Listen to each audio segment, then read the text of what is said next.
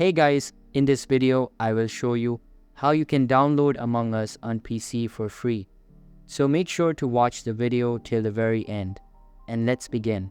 First of all, open any type of preferred browser on your PC or laptop and search for BlueStacks. Open the official BlueStacks website and you will be sent to this web page. Here, download the software by clicking on the blue download button and wait for the download to complete.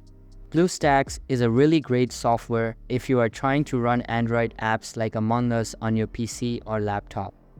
Once it is downloaded, go to the download section, click on it, run it, and then install it on your PC.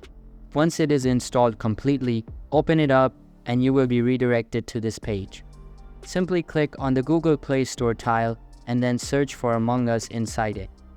After that, click on Install and your game will be installed. Once the game has been installed, you will be able to play game. So that's basically how you can download Among Us on PC for free.